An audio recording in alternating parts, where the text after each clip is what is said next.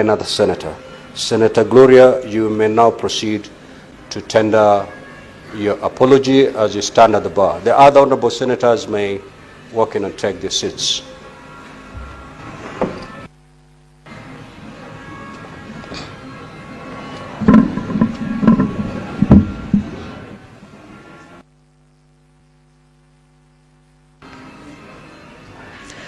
Mr. Speaker, I, Senator Gloria Orwoba, hereby tender my unreserved apology to this Senate. I undertake that I shall abide by the responsibilities of leadership as set out in the Constitution, the Leadership and Integrity Act 2012, and the Parliamentary Powers and Privilege Act 2017. I therefore beseech to be admitted to the chamber. I thank you. Now, have a seat, Gloria, Senator Gloria. That is not the apology as prescribed by the Senate in the report. Now, let me help you. The Senate sitting on the 20th of September 2023, while considering the report by the Powers and Privileges Committee, passed certain recommendations. One of those recommendations, I believe it was recommendation number 3. It read as follows.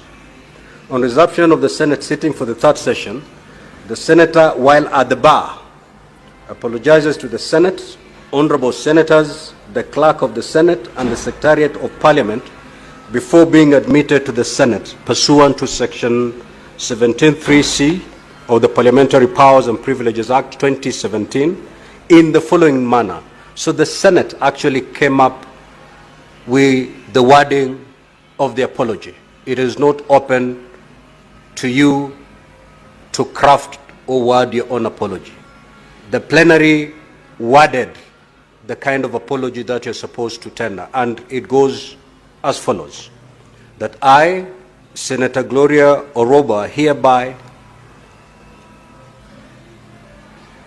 under my unreserved apology, tender my unreserved apology to the Senate, honorable senators, Clerk of the Senate, and the Secretariat of Parliament for having acted in a manner which pursuant to Section 16(e) and paragraph 7 and 8 of the 4th schedule to the Parliamentary Powers and Privileges Act 2017 constituted a breach of parliamentary privilege, and that reflected adversely on the dignity and integrity of Parliament and its members, and was contrary to the best interests of Parliament and its members. I undertake that I shall abide by the responsibilities of leadership as set out in the Constitution, the Leadership and Integrity Act 2012, and the Parliamentary Powers and Privileges Act 2017. I therefore beseech to be admitted to the chamber. I thank you. This is the prescribed apology as adopted by the plenary. It cannot be amended. It is only Senate sitting a plenary that can amend the wording. And therefore, Senator Orwoba, proceed to read the apology as prescribed by the plenary and by this Senate. Mr. Speaker, I have apologized before, and I have no problem reading a prescribed apology, Mr. Speaker. Mr. Speaker, I just want to draw to your attention that we currently have a court case that is ongoing, Mr. Speaker.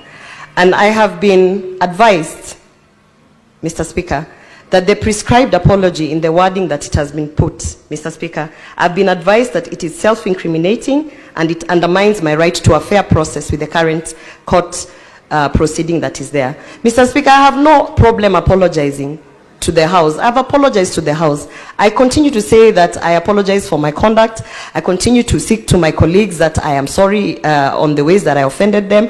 I have no issues apologizing. Even now I am apologizing, Mr. Speaker.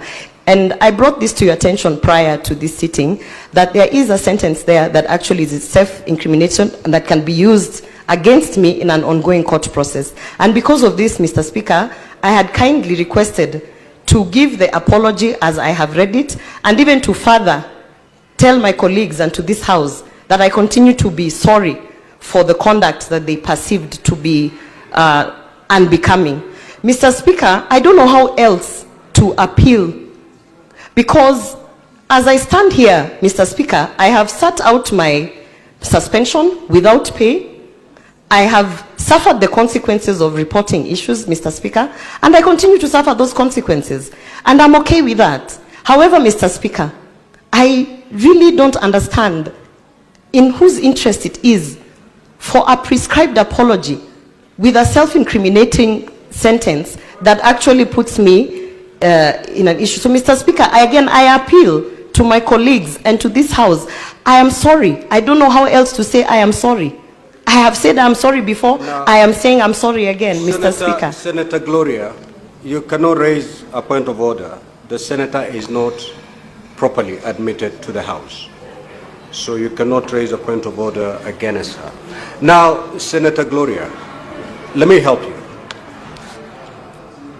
It is not up to the Speaker or the Chair to vary the apology.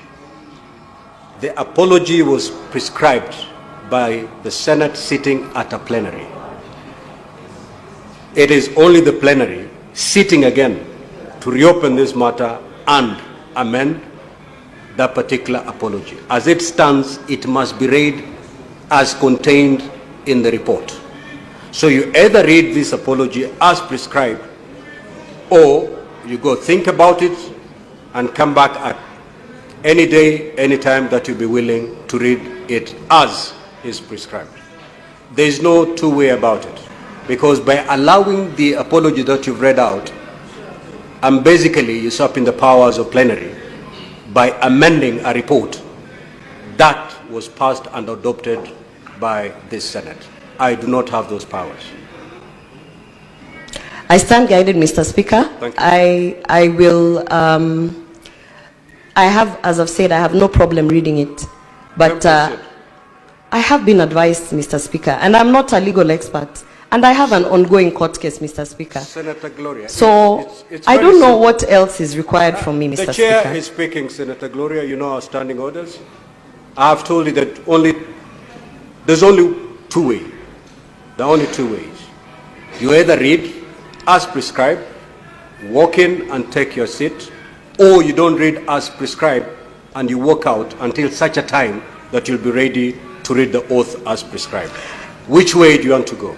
Mr. Speaker, having had your advice and noting that by reading this apology, I will be incriminating myself, noting that this is attached to my work, I find that very unfair.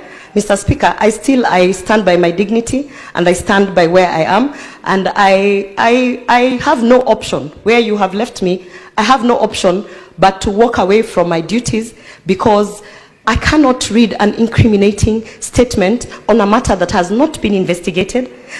And Mr. Speaker, as it stands, I want to say that this being the last statement that I make, I continue to stand by my statements, and I want to say that it is truly unfair that an incriminating statement is being put in an apology so that I can tie myself down to something that has not been investigated, not by Parliamentary Service Commission, not by this House, not by an independent one. So therefore, Mr. Speaker, I have no option but to actually walk away from chambers as you have directed, Mr. Speaker.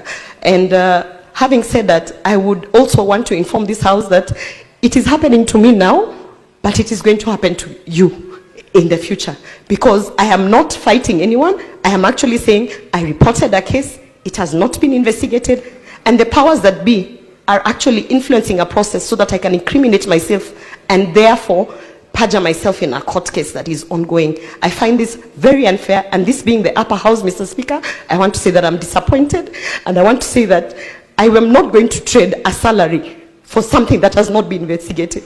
I can stay without the salary, I can stay without the position, Mr. Speaker, and I still continue to say it is unfair that someone who has reported a matter is being taken through this. Thank you, Mr. Speaker. Next order. Order number 3, messages.